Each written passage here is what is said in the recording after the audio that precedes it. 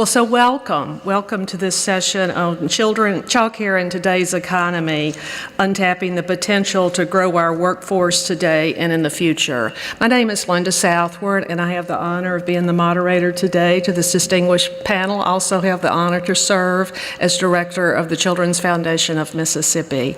The Children's Foundation of Mississippi became engaged with Mississippi Economic Council almost from our start, almost 4 years ago.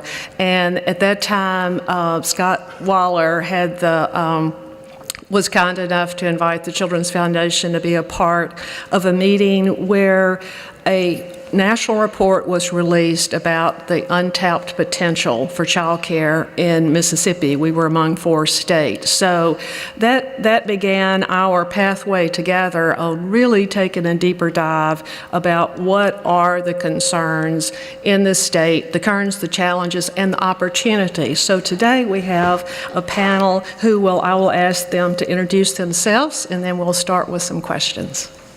Hi, good morning, everyone. My name is Chad Allgood. I'm the Director of the Division of Early Childhood Care and Development at the Mississippi Department of Human Services. Good morning. My name is April May, and I am the Coalition and Programs Director from MELA, also known as Mississippi Early Learning Alliance. Good morning. I'm Tiffany Hedden. I'm the Corporate Communications Manager for Toyota Mississippi and Blue Springs, Mississippi. Okay, so we know that this topic is incredibly important and incredibly timely for many reasons. We talk about quality, accessibility, and affordability, and how that impacts Mississippi's economy. First and foremost is for the children. With the rapid brain development for children, we know so much happens with those neurons, millions per second, in the first 3 years, 1,000 days of a child's life, and certainly through the first 5 years. So for the children, and we know absolutely that children who have quality early care and education are going to have better outcomes long term. The research has backed that up over and over again. We also know there's a tremendous, besides the children, tremendous return on investment for parents, often the employees and the employers, and we know that quality matters. And James Heckman, a noted Nobel laureate in economics, University of Chicago, who has been quoted many, many times, he says that quality child care helps parents grow their income and children grow smarter. So that's a win-win all the way around. So I'd really like to start the questions today, and we know that the pandemic across the country certainly ripped a veil off of the importance of how child care really does impact the economy. When people aren't working and there aren't folks to care for the children, it's a whole sort of cascading effect. So that's all sort of background information that you know, but we're going to get ready to dive a little deeper. So we'll start with April. Okay. April, how has the pandemic affected the availability and affordability of child care in Mississippi? Yes. As we know, the child care industry is the workforce behind workforce. And when COVID-19 happened, we were hit with COVID-19. We realized how essential child care was to families. Mm-hmm. And so therefore, we know that we need to ensure that child care is affordable for families, but also how do we ensure that our child care workers, professionals are getting the pay that they deserve. So when we looked at COVID-19, we realized how essential they were and what we needed to do in order to keep them and keep those classrooms open so that families can have a place for their children to go. And there was a real decline in child care centers as COVID approached and as they began. I mean, it was a really dramatic decrease in the child care centers that really closed for a while. Mm-hmm. Yes. But that number has gotten back up. And so, Chad, we will switch it to you to talk about that some, and then what are some policies or initiatives that have been implemented to improve access to quality child care, particularly for families who are low income? Yeah, so when you talked about the number of child care programs that closed, the industry tanked to about 30% of its operating capacity. We lost about 70%. When I say lost, I should say those temporarily closed, many of them voluntarily, sheltered in place, or I think that was the term I get. That feels like 15 years ago, even though it was just about 3 years ago. So anyway, it did go down to about 30%. I am happy to say that we actually have more licensed child care centers in the state now than we did have before the pandemic, and I think that's really a testament to two things. First of all, the spirit of those that own and operate these child care programs and their dedication to serving families across the state with young children. But I will say another thing that we cannot not talk about is as a result of the pandemic, there was a considerable amount of money that was funneled to support child care. And because of that support, we were able to keep child care programs going and not lose the industry. And as a matter of fact, just over the last 3 years in federal funding, my office received about $750 million. And I'll talk a little bit more about what we're doing to use that money to support child care. But a large chunk of that funding, about $350 million, went towards what we call Child Care Strong grants, which were grants designed to keep child care programs going that had experienced a loss in income because you had parents that were also staying at home. They didn't need child care services. And therefore, a lot of our child care programs weren't receiving income from those parents. Through our program, which we do pay subsidies to child care programs as well, we kept the income going because, again, we didn't want to lose these programs. Child care is a very delicate business model. The startup cost for child care is extremely high, and if you lose a child care program permanently, getting one back to replace it is going to be extremely difficult unless there's adequate funding there. And so, like I said, there was about $350 million that went to stabilize the industry. And so these were grants that were directly given to child care providers. It was to supplement their income and to give them the funding that they needed to continue operating. A lot of these child care programs, they used the funding, they were required to use the funding for their business costs. So payroll, food costs, utilities, insurance, whatever. And then many of them also opted to give their parents a break in tuition while they were getting the additional funding from our program, which was really great. Would you just to clarify for the audience, to make sure when you say subsidies and vouchers, because there's child care across the state around 1,700 almost, and then of the child care centers that serve children 5 years of age and under, that's about 1,460, I think, as we were discussing earlier this week. Of these 1,460 are even the larger number.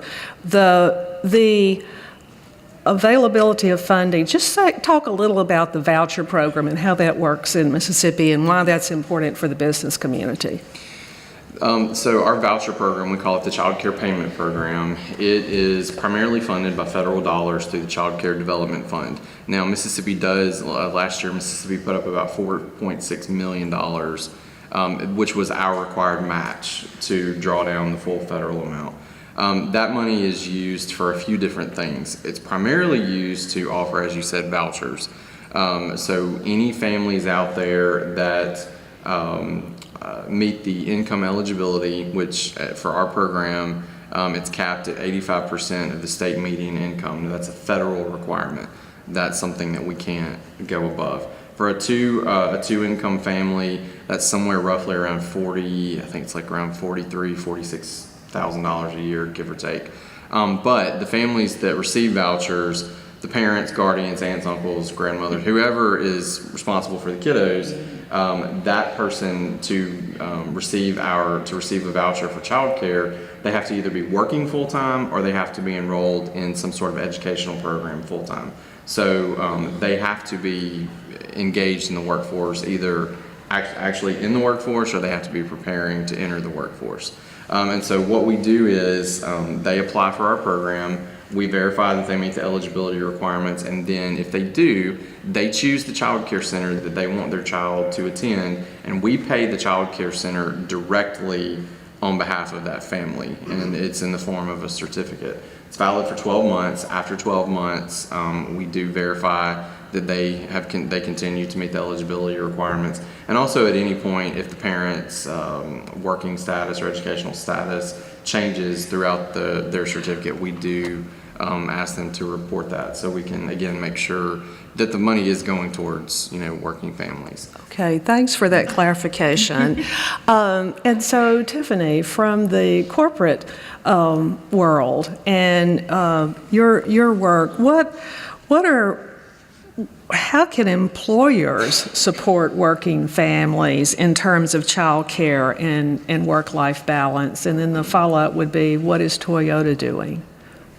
I think there are some creative solutions now more than ever for employers to be able to offer and support. One is case in point what Toyota's doing, which we're building our own on-site childcare. Now, certainly we can't. We have close to 3,000 folks on our site. That childcare is not going to accommodate 3,000 children, but it's a start in the right direction. Mm-hmm. Other things that I've seen, creative solutions would be like companies reserving spots in local childcare for their team members, and that's a benefit as you hire on. That's a reservation, not paying for it, but at least it gets you in the door, because I don't know how many of you have been on a wait list for childcare. I have when I relocated here, and it was scary because I couldn't fully work until I had a place for my babies. We've taken the approach after COVID. Again, like you said, Linda, really, really showed us as a nation we weren't in the right place, and we needed to do some things to move in the right direction. So we're investing close to $18 million in our on-site child care facility to be able to help support team members in our region, and then obviously uplift the quality of care that we're receiving. And Toyota, if I recall correctly, let me get the geography, it's Union County, Lee County, and Pontotoc. I was trying to go Alcorn or Pontotoc. Yeah, Pontotoc. We're very unique where we sit quite literally on all three counties, but we poll and serve a 14-county region, and really, I would say all of Northeast Mississippi. So at least we're going to be able to provide that for our team members. But again, it's just a drop in the bucket, right? Have more employers, more companies move in this direction to create solutions for the team members. They're going to see benefits both in profits and performance and quality of workers. If you've been there, or had friends who had their kids get sick at school or in childcare, and you've got to leave work and take that time off. Maybe they don't have PTO, but they're a one-car family. There's so many scenarios that could really impact the performance of a team member, and therefore the performance of the company and economic stability. And I just want to share some quick statistics real quick. I was doing some research on this to prepare on the data side, because that's how we make our decisions at Toyota. It's all data-based. And from 2018 to 22, we saw lost earnings across the nation jump from $57 billion already pre-COVID to $122 billion. And that was the economic toll that the lack of childcare was taking on the United States. And when we're talking about that, it's not just money that is going down the drain. It's earnings lost, productivity, and revenue. So earnings lost to people who didn't have childcare, didn't have a place to put their children. Productivity lost to those team members and to those companies who were, building vehicles or creating supplies for the pandemic, medical healthcare providers, first responders, teachers, you name it. And then revenue to our economy. So when you talk about childcare, it's not just a place to put your children, to babysit them. And then we haven't even gotten into the education part, right? The quality of care and the early learning versus daycare. But it is a national, global issue that impacts the stability and the livelihood of humanity.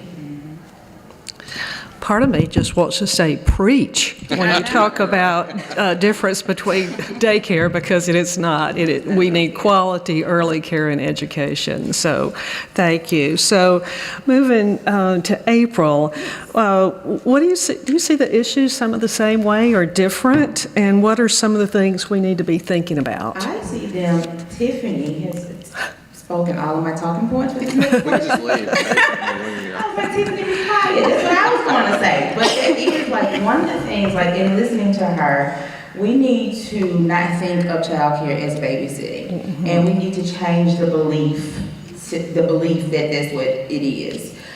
Children are there, they're nurtured, they're learning, they're growing, and families can go to work knowing that their children are in a safe and comfortable place. And they can focus more on the work that they have at hand. They're 8 to 5, or they're not worried about how is my child doing. Mm-hmm. So I definitely see everything in the same way. Just making sure that we change the belief system that childcare is not babysitting service. Well, and the research is there. You talk about the data with Children's Foundation, where we also always lead in with data when we go to different communities. But it is so true. And just to kind of follow up on what you're saying, and this was from, and many people have seen this, but it was from the U.S. Chamber of Commerce Foundation pre-COVID, and we're looking at Mississippi, that $673 million was lost on an annual basis due to breakdowns in childcare that you just explained very eloquently. Of this $673 million, $120 million, again pre-COVID, was lost in decreased tax revenue, and $553 because of absentees, turnover, lack of training. And I think one of the most concern too of individuals who want to be in the workforce, who want to be doing good by their children, but childcare is such a challenge that they're not able to complete their training or complete their education, etc. So because a half of the parents reporting work, a half in Mississippi pre-pandemic, reported missing work due to breakdown in childcare, and it was basically 41% who discontinued their training. So Chad, how can we, you've talked about lots of dollars that, I mean, when I realized, $500 million for one group, one amount that came out, that's $500 million. But when you spread that over so many, 1,600 child care centers, it really spreads very quickly. But what can we do to ensure that child care providers are paid fairly and receive the support they need to provide high-quality child care? I had a conversation with my sister a few months ago, and the issue is she and my brother-in-law, they're a dual income family. They have 2 children, they're about to have a third, and it was the pending third child that kind of sent my sister into a tailspin, because she was like, how in the world are we going to afford this? And if you talk to any families that have young children, they'll tell you that the affordability of childcare is a problem for them. And like I said, that's even for families that, like I said, are dual earning families, or above the eligibility income limits of our program. Childcare is expensive, but we have to. And when I talked about like the startup costs and everything, there's a lot of money involved in the business of childcare, but you have to think about what you're getting for what you're paying for. So when you're talking about a quality early childhood program, what are the things that you need? Okay, first of all, you need a safe environment. A lot of our childcare programs across the state are operating in buildings that they have inherited, or the cheapest one that they can find. There are a lot of times that I've gone into childcare centers, and again, the childcare owners, they're doing the best that they can with what they've got. But you need a safe environment, you need adequate food, but then you also need teachers that that understand child development, that they understand how young children learn. And the fact of the matter is, we cannot discount that those first 5 years of life are by far the most crucial at preparing children not only for K through 12 for learning, but really setting them on a trajectory of success for the rest of their life. And we have a workforce in childcare. We have a little over 10,000 teachers that work in the childcare industry. Over 90% of those teachers hold nothing more than a high school diploma or GED. And there's this push that they need more education. We should require them to have degrees. We should require them to have certifications. And we are doing some things on that front. One of the programs that we're going to be offering with some of the money that I talked about earlier, we're going to be offering a scholarship program.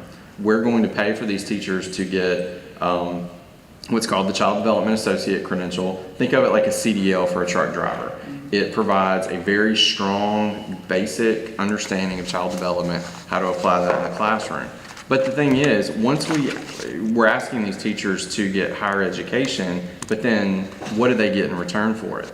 And another big issue is, if childcare owners were to pay their teachers what they should be paid for what we're asking them to do, then childcare would become completely unaffordable for parents. It's already an issue, and most of the teachers that are working in this industry are making just minimum wage or maybe just a little bit above. And so, we do talk about the need for them to be educated, but then what are we going to do to make sure that after they're educated, first of all, that you incentivize them to do this? Because if I'm a teacher and I work in childcare, I can go down the road and go work at Wendy's and make probably 2 or even 3 times what I would make in a childcare program. So we've really got to think about, okay, we do need a workforce of teachers working in early childhood education that are properly educated, but also properly compensated. And the fact of the matter is, there is no more federal money to do that. We're going to have to look at, I hear conversations all the time, because again, our program, we do get a good chunk of change, but we deal out $12 million a month just in subsidy payments. That's not even accounting for the money that we put into raising quality of childcare. So we've got to get creative, as Tiffany said, and think about, okay, how can we support these teachers that are working with Mississippi's most valuable asset, which is our children? Yeah, please, go ahead. Chad, great points, and I don't think I adequately answered your second question, which was how can employers support? Because case in point, the money is drying up quickly, right? And any relief money we receive from ARPA, that's going to be out the window in 2024, I believe. That's right. So what employers could do is be part of the solution by providing their own service themselves, or helping to fund that for their team members. But they could also have a heightened sense of empathy and understand that if a team member needs to leave work for their child for whatever reason, or needs to flex their schedule, can they do that? I think the pandemic has helped us be a little more flexible in the workplace. And I'm talking about an auto manufacturing company that starts its line every morning at 6:30. If Chad isn't there and April's not there, somebody's going to get rolled out of door. But are there creative ways that we can flex that, or offer some extended PTO or something? And then also flexibility, so building that in. Those who aren't tied to a line or specific job, can they have a work from home a couple days a week? Can we have some better solutions or creative schedules that can accommodate someone who's maybe only able to have part-time childcare or only afford part-time childcare? And then financial support, whether it's offsetting that, subsidizing it, or paying a higher wage, paying a living wage. A living wage now has just exceeded $20 an hour. So if you're at a company, like Chad mentioned, and you're not earning a living wage, you're not going to be able to pay for what you need, let alone childcare, which the average national cost of childcare per child each year is $10,000. So if I'm earning a living wage at $20 an hour, that means I'm earning 40 grand a year, but I have one child, that's 10 grand off the top. I'm no longer earning a living wage. Do I make the choice to stay home and not work and not contribute to the economy and better myself as a person just to take care of my child? And then what cycle does that put me in? Right. So can we increase that as well? And then advocate. Use your power as a company. If you don't have the financial support to create an on-site child care center, or increase your wages, can you advocate for state and federal support around this issue? I'm sorry. I wanted to say, I talked about the scholarship program, and in addition to that, we're also going to be funding a substitute pool for child care programs. And then in addition to the scholarship, we're also going to be using some of the relief money that we've gotten to directly pay the teachers. So the money will not be going to the child care providers, it will be going directly to the teachers that are in the classroom. And our goal, hopefully, is to show that the combination of these supports is going to help uplift the workforce. So we're going to do what we can to help educate the teachers that are working in the classroom and then compensate them and show folks that it is possible. There is a way that you can do this, because it's kind of like a pipe dream. Okay, yeah, here we've got to pay teachers more, we need to educate them, but what are the avenues for doing that? I think that there are some real solutions, and it's a lot easier than what we think. And so I'm hoping that with these two programs that we're going to be rolling out, that we're going to show that it is possible. We need some help. We need some help to get it done.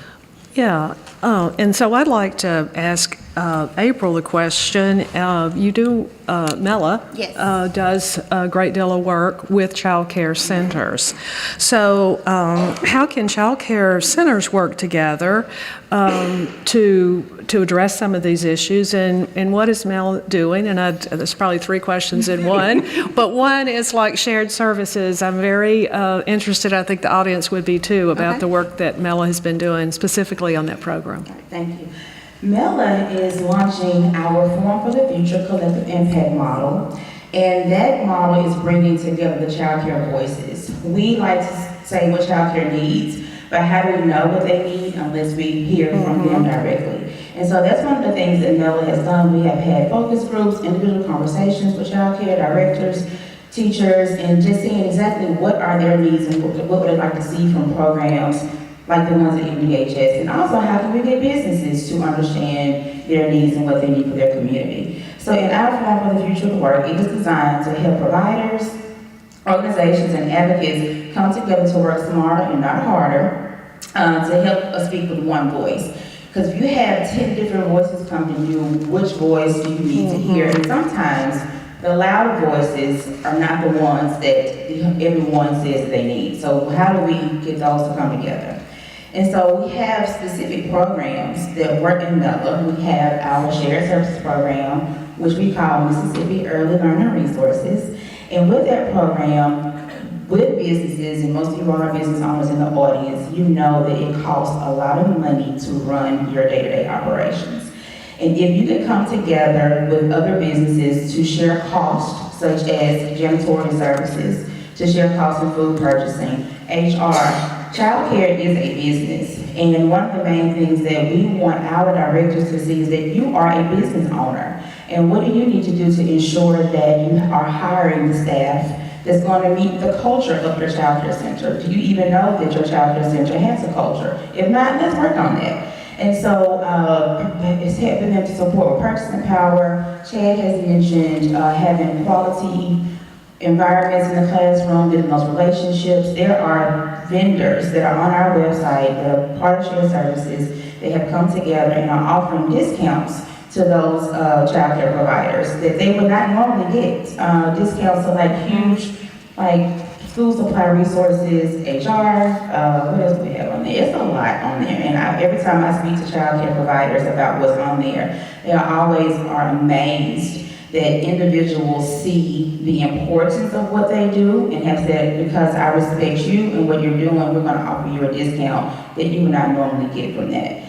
And not only do we look at shared services as an online model, we want to take it from the screen and work directly with our providers so they can see that we can come together with networks. Everyone has special needs. We do not want to have a cookie cutter approach to helping them. What the Delta need, the Coast does not need. So how do we individualize our shared services networks to meet those needs and for them to continue to feel secure in their businesses? One thing that I learned when I taught pre-K, because I was a pre-kindergarten teacher for 5 years, is that sometimes I can learn more from my peers than I can from the teacher. Because at some points, we just did not get, they did not get from Miss May. But they were able to get from their classmates. I'm like, how did you do that? But that's what we want to see also in our early care community, is that you can learn from each other. We don't want to look at it as competitiveness. There are a lot of children who need care, and if we can work together, we can see it from their perspective, outside their perspectives. Thank you, April. I think this is a good segue. I think at this point, Scott had asked me to put some information out there. So there are 185,000 approximately children under 5 years of age in Mississippi. Earlier we were talking about the access. These children have 122,412 slots. But only 385 are licensed home-based seats. I know that Department of Human Services in the program that you're working on is beginning to take a look at this. And later this week or by Monday, the Children's Foundation will have information on our website, so you can go to each county to see where you are and where your businesses are and to see what the gaps are. And it also will put some information on there about, even though on paper there may be some counties, not a whole lot, but some counties that have more slots than they have children. You talked about the waiting list. People maybe want this center that's maybe closer proximity to their work, so they're waiting on that. So even these numbers need some interpretation, and taking a look at what Chad was saying earlier.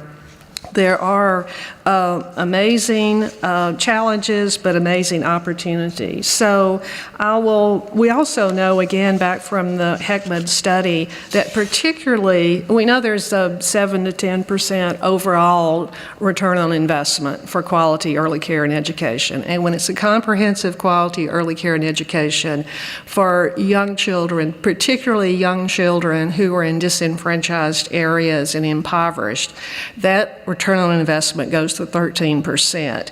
And the economists, such as Art Rolnick, who we had here last year, who used to sit on the Federal Reserve Board and work closely with James Heckman on the algorithms for these numbers, basically said in 5 years, a quality early care and education program will pay for itself.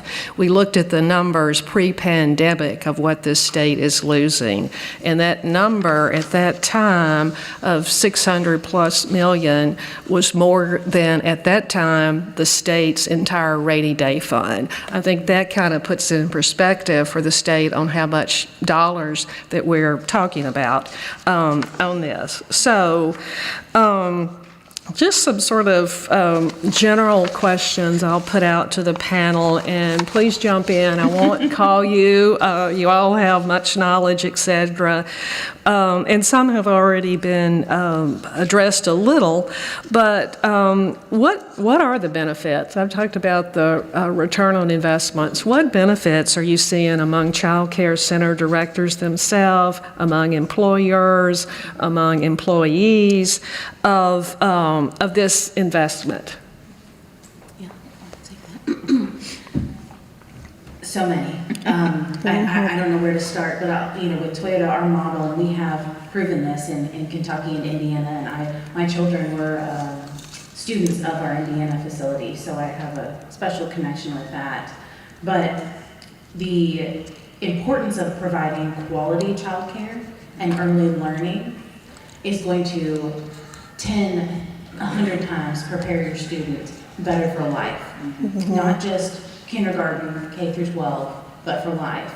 And so when we're looking at that long term and not just present, what we're doing is we're investing in our children, our workers' children, to then grow the next generation of the workforce. So that's what we do. We have early learning childcare. We've partnered with Bright Horizons in Kentucky and Indiana to create early learning, where they not only have a place to safely be while their moms and dads are at work, both shifts, morning and night, and the night kids are not in there sleeping. We've got baseball field, halogen lights, they're out there running around the playground 2 a.m. because they follow mom and dad's schedule. But it complements them. They're learning, they're engaging with each other, they're focusing on cognitive skills, linguistics, social interactions. My baby was 4 months old and they had him face down, hands in, a bunch of dried potatoes, mashed potato flakes. They're doing all sorts of things. They give a daily report. They're treating the children at a very young age like you would see a middle school or high school, where you get a daily report and you hold them accountable for their behavior and foster them in those environments. And that is an investment in not only the quality of worker you have presently, because mom and dad feel better knowing their child is taken care of right there on site. I could go and breastfeed my babies on my lunch break. Knowing they're safe, knowing I have a place to take them because I work night shift is also an issue. But then knowing that they're going to be a better quality of worker in 15, 20 years because they had those basic skills, they had that fostering environment 0 through 3 and 0 through 3rd grade. And our children were coming out of those child care centers in Kentucky and Indiana far more prepared for kindergarten and 1st grade than any of the other child cares because of the rigid curriculum that we insisted on having and providing. So I think I can't say more because our business is going to thrive. Everything will thrive if our people are thriving. And our people are babies too. And for those who have high school kids and don't have to worry, oh my God, I'm not on child care anymore. It's there for you because do you have a job? Do you work with people who aren't ready to work, who don't feel like they can come in and put forth 100%? Just like kids need to be prepared and fostered and have good breakfast, have a good home environment so they can go to school and be ready to learn. We also have to be, as an adult, feel comfortable, have a good breakfast, feel mentally and emotionally prepared to go to work and be ready to work. And if everything about life is in shambles, and I'm worried about my children, I cannot be a good employee. So companies who, your children are grown, presidents, CFOs in here, whomever, it is still your problem. It will always be your problem because those are going to be the next generation of your workers. Want to follow up on the same question? Okay. Tiffany, thank you. Thank you For for being a again, pre-K saying teacher. everything that I would like to say. But early care and education forms the foundation of children's cognitive, social, and emotional development. And that starts even before birth. But once you get there, like Tiffany mentioned, going to 0 to 3, some people are unaware that child care is from birth to 3rd grade. And so once we think about the benefits of investing in early care and education, you are benefiting the 4th through 12th grade teacher and also higher ed as well. Because when we're inside those classrooms, we are counselors, therapists, teachers. And so we need our children to come to the classrooms ready to learn. And when they have a solid early care and education foundation, they are able to do that and then be able to self-regulate and understand how do I handle my emotions, because they learn that when the pre-K or the infant teachers ask babies how are they feeling that day, and then they're giving words to their emotions. So that starts there as well. Yeah. I would just say ditto. I think one thing that I would say is, when you think about the essence of early childhood, things like learning, exploring, play, joy come to mind. And I think, Tiffany, what you said, even if you may not have children yourself, but everybody in this room is connected to a child in some way. And I do think that it's all of our responsibilities to prepare these upcoming generations. We want to leave a legacy. And I think if we tap into the joy of early childhood, and if we really looked at supporting, if we looked at really, getting involved and supporting these programs, I think we would all tap into that joy that was our childhood. And I know that's kind of a touchy-feely, some may even call it kind of hokey way of looking at it, but it's really true, because you're looking at taking a situation that's often stressful, and if we put support behind it, you turn it into something that is joyful, something that is positive. And you yourself as a parent, if the last thing that you want to do is go pick up your child from childcare and hear all the bad stuff. But if we have teachers that know how to properly facilitate learning, that know how to engage these children, then you hear about the fun stuff, the progress that the kids are making. And it really does, it brings that joy, an essential part of life, enjoying that part of life. And I never intended to stay in early childhood. I started in early childhood as a part-time teacher. And I said earlier this morning, I was talking on Super Talk, my mom laughed when I told her I was going to be a preschool teacher, because I'd never dealt with kids before. And I never really intended for that to be my career, but here I am. And it never ceases to amaze me when I go visit an early childhood program, how much of a blessing it puts on me, how it brightens my day, seeing those kids, And I think if we all kind of tap into that, overall, it would make our society better. It would make us, I think, happier. Well, to follow up on that before we go for another question or two, the opportunities within our own communities to get out and visit child care centers, to see what's going on, to appreciate this amazing calling, if you will, because we've already talked about the wages are not nearly where they need to be, but then to make these connections between businesses and all facets of the community, and then that important role, if you're in education or early kindergarten, first or second grade, that transition, that importance of this. In Mississippi, the legislature for the last 10 years has invested in pre-K across this state. The last 2 years has been a substantial investment, $24 million each year, with an additional $20 million for a state-invested pre-K program. The collaboratives have been amazingly successful in meeting the national benchmarks for quality. And as you were saying earlier, April, about how childcare, early care and education through 8th grade, we know from research done in Mississippi several years ago that just attending pre-K made a difference in 3rd grade reading scores. And that other mark, if you're, the first 8 years are preparing children to learn to read, and then from that 3rd grade on, it's reading to learn. So then that other benchmark is 8th grade. And then looking at children are much more likely to not only graduate, but to graduate on time. So looking at the data that we have in Mississippi, and more data is needed, there are just untold opportunities out there. That's what we say when we have challenges, right? But thinking, I'm interested, Tiffany, you said obviously not 3,000 slots, but how many slots are you at least planning for the first wave of childcare? I mean, I made an assumption. It may be one and done. I don't know if it's one wave or 2 or 3, and I certainly didn't mean to put you on the spot. Oh, no. Well, at Toyota, we have a principle called Kaizen. It's a Japanese word for continuous improvement, so nothing is ever done. Okay, great. It's always evolving. The first, slot, it will accommodate about 120 children, and that's from 6 weeks all the way up to pre-K, so before they age out for kindergarten. And that will be on both of our shifts.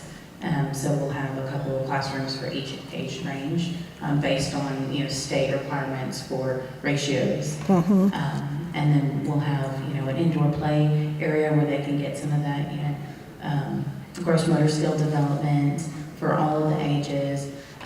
We'll be right there on site, so very accessible for parents that are coming to work. You drop them off, you go to work.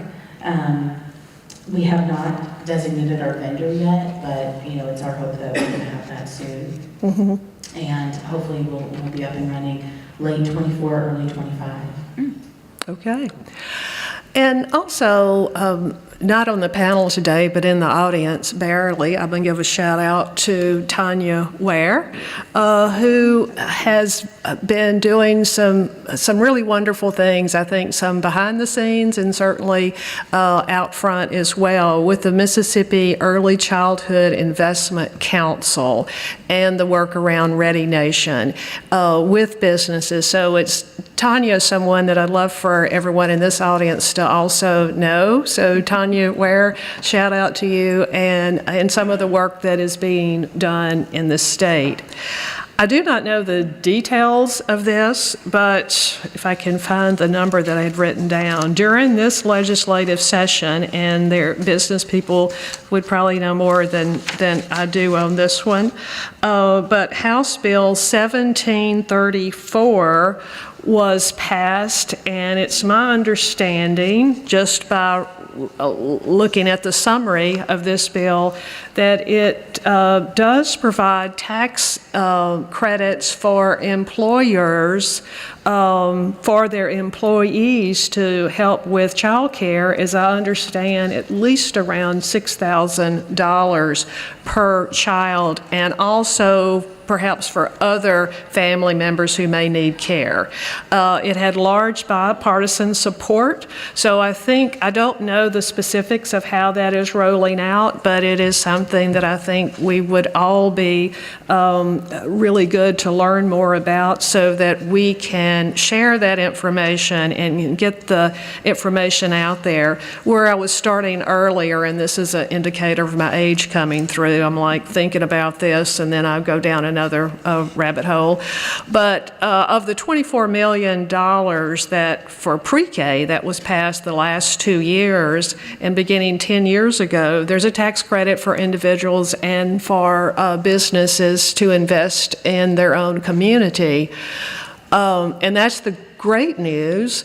The less than optimal news is that every year there are millions of dollars that individuals do not get a tax credit because either one, not aware of this, or not affording the opportunity to have tax credits that really you can. I mean, it's designated for whichever pre-K collaboratives that you might want to invest in.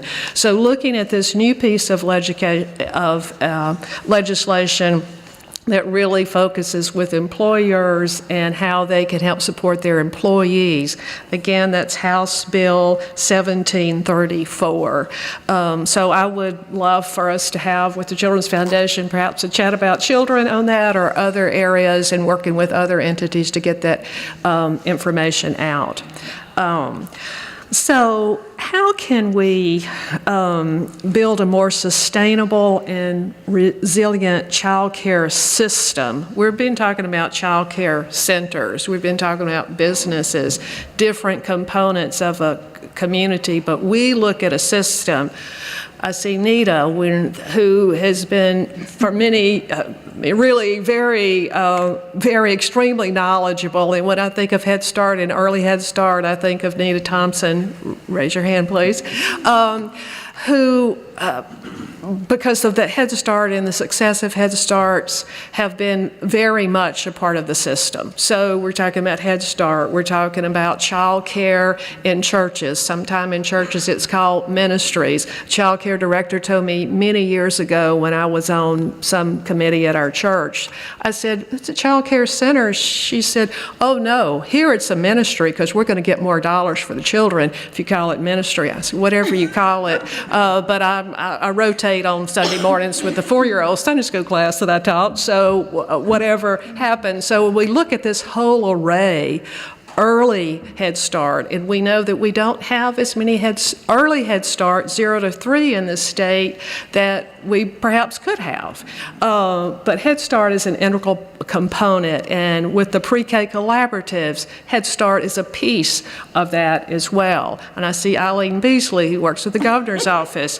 If you want to know, you could raise your hand so to know who Eileen is. So here are two folks who can really help you with some some state kind of work as well. But when we talk about this system, how do these pieces come together, and how can we have a better system for early care and education in Mississippi? So I think the key word here is collaboration, and I think that you were talking about the different pieces of the system. We have childcare, we have family childcare, we have Head Start, early Head Start, pre-K collaboratives, all of these different groups that are serving children and their families. And just recently, you were talking about the pre-K. Well, we're working very closely with the Department of Education. We're also working with the Children's Foundation of Mississippi, Mississippi State University, University of Mississippi, University of Southern Mississippi, Jackson State University. We're working with Mississippi Early Childhood Inclusion Center. We're bringing all of these different folks together to do some collaborative work on supporting this system. And it's been amazing as you bring all of these people together, what you realize you could do as a group that you can't do by yourself. Mm-hmm. Case in point, because of our partnership with the Department of Education, we were able to leverage a portion of the money that goes to pre-K, about $3 million a year, to land a $36 million grant that will go towards supporting creating a stronger system in Mississippi. So when we are working together with these different entities, I think that's the first thing is collaboration. But then I think we need to be looking at the different pieces of the system, making sure that those individual pieces of the system, for example, early intervention. Early intervention is, when I talk about early intervention, I'm talking about developmental screenings for learning and developmental delays, and then offering support for those programs. Mississippi, we stink at early intervention. It's just a fact. Our state serves maybe 10% of children in the state that would qualify for receiving early intervention services. We got to do better. We got to do better than that. And, I take responsibility for my part, but then also other people that I've talked to, we've been looking, okay, what can we do? Another example of how collaboration and how reaching out for assistance, there was another piece of legislation that was passed that will allow more people to enter the early intervention workforce. Previously, if you were a child development major, you could not sit to get the special education license, which is required to be an early interventionist. This legislation changed that. There are a lot of things that we can really do to strengthen the system. So again, making sure those individual pieces have the support they need, but then also what we're doing with this grant that I mentioned, it's called the Preschool Development Grant. Preschool Development Birth to 5 Renewal Grant is the whole name if you want to know that part. It's how do we bring these pieces together, all of these folks together to the table, and talk about how we can leverage the resources of the individual programs to do things, like I said, landing the additional money. Because it really is finding those connections that I think is going to be the key to really strengthening the system overall. Okay. April? Yes.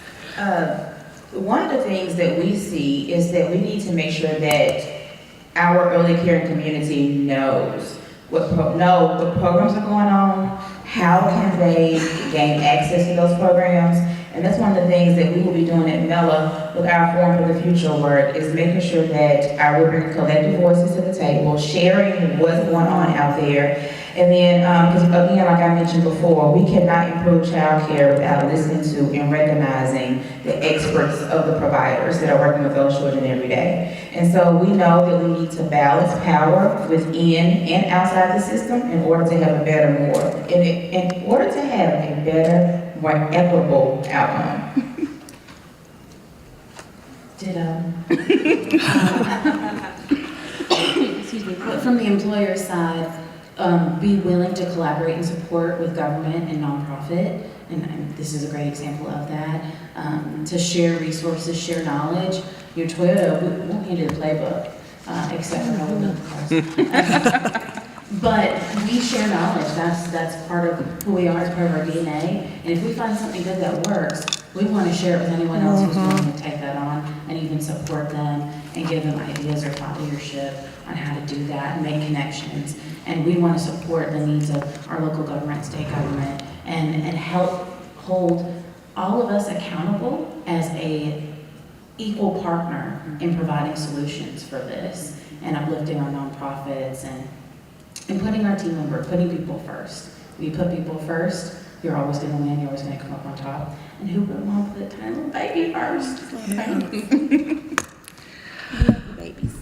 Well, I think this has been a robust discussion this morning. It hopefully has given us all some thoughts for going forward and taking a look at what we can do as individual folks in business and nonprofits and philanthropy and other areas across the state. I look at Lloyd Gray and think about the amazing work that the Phil Hardin Foundation has invested in early care and education, and how that thread goes all the way through, from early care and education through college and career.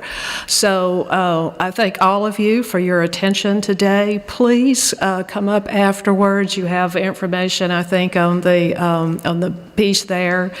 I think I'll just end it with the mantra of the Children's Foundation.